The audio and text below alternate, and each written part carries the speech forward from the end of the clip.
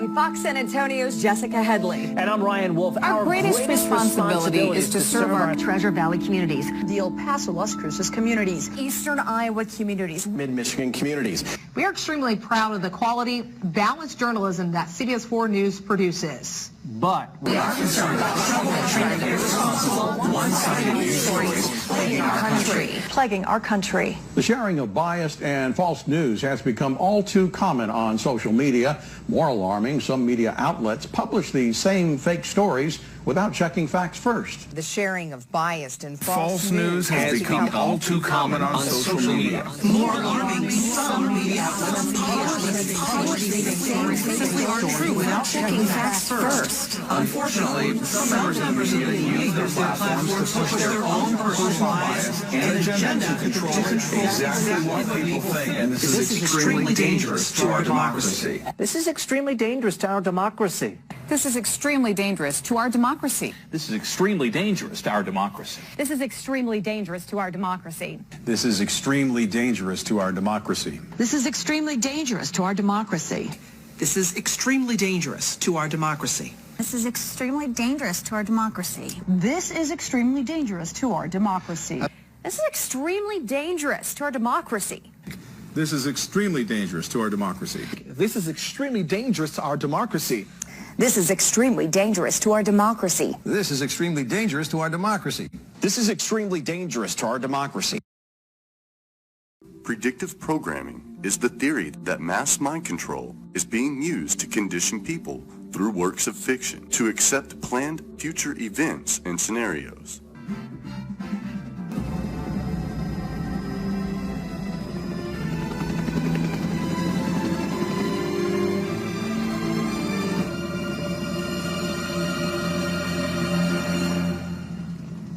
Next time we'll bring them both down.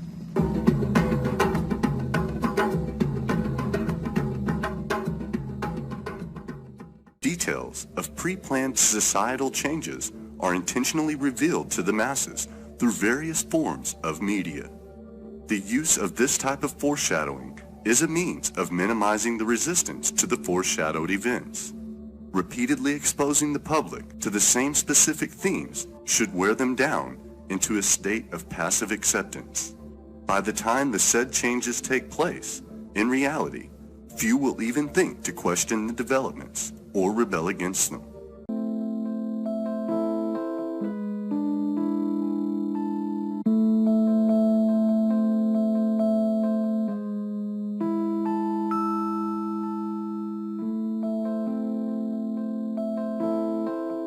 Hello, I'm Severin Suzuki speaking for ECHO, the Environmental Children's Organization.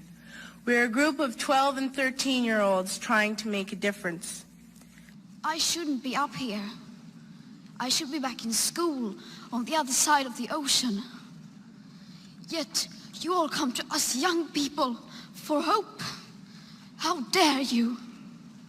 I am afraid to go out in the sun now because of the holes in our ozone. People are suffering. People are dying. Entire ecosystems are collapsing. We are in the beginning of a mass extinction, and all you can talk about is money and fairy tales of eternal economic growth. How dare you? Did you have to worry of these things when you were my age? All this is happening before our eyes, and yet we act as if we have all the time we want and all the solutions. There will not be any solutions or plans presented in line with these figures here today, because these numbers are too uncomfortable, and you are still not mature enough to tell it like it is. I am only a child, yet I know if all the money spent on war was spent on finding environmental answers, ending poverty, and finding treaties, what a wonderful place this earth would be. You are failing us. But the young people are starting to understand your betrayal. The eyes of all future generations are upon you. And if you choose to fail us, I say we will never forgive you. Do not forget why you are attending these conferences. who you're doing this for. We are your own children. You are deciding what kind of a world we are growing up in. Parents should be able to comfort their children by saying, everything's going to be all right. It's not the end of the world, and we're doing the best we can. But I don't think you can say that to us anymore. Are we even on your list of priorities? My dad always says, you are what you do, not what you say.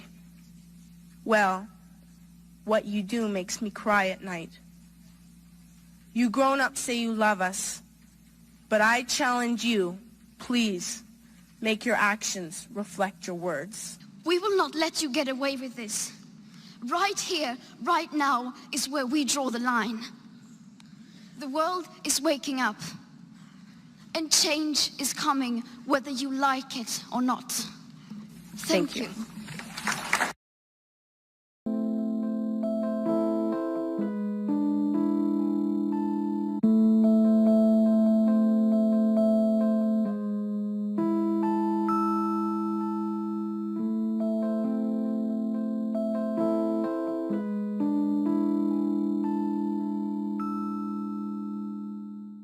Oh, Ralph, how I envy your optimism. There is no Springfield 50 years in the future. With global warming trapping the CO2 inside our poisonous atmosphere, our superheated oceans will rise, drowning our lowlands, leaving what's left of humanity baking in deserts that once fed the world. And in the new Nineveh, darkness falls. The Simpsons apparently predicted Donald Trump's presidential victory back in 2000. If you're a fan of The Simpsons, you might remember this episode. It was in the year 2000. It's called Bart to the Future. And basically, Bart gets a glimpse, a very dark glimpse into his future. So the year is 2000. The episode takes place in 2030. He turns out to be a beer-chugging bum, I guess as we all expected. His sister, on the other hand, Lisa, ends up being the first female president of the United States. And who does she succeed? Donald Trump. And she's left to pick up the pieces of a terrible presidency where the country is nearly broke. And the problems she faces as a leader are beyond fixing. The writer of the episode says the show always embraced that sort of over-the-top part of the American culture, and Trump is really a symbol of that.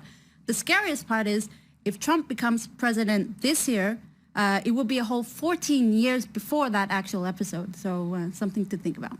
Indeed. Thank you very much, Natika, for that spin through the international press this morning. As you know, we've inherited quite a budget crunch from President Trump. How bad is it, Secretary Van Houten? We're broke. The country is broke. President Trump. In late 2016, the world was shocked by the news that Donald Trump would be the next president of the United States. Best known for his business strategies and a stint as the main host on NBC's The Apprentice, no one ever expected this reality TV star to make good on his promise and/or threat to run for president. No one, that is, except for the Simpsons writers. In the season 11 episode Bart to the Future, we got a glimpse of a potential future where Lisa Simpson became the first female president. The prediction was made as a throwaway joke in which Lisa comments she's inherited quite a budget crunch from President Trump.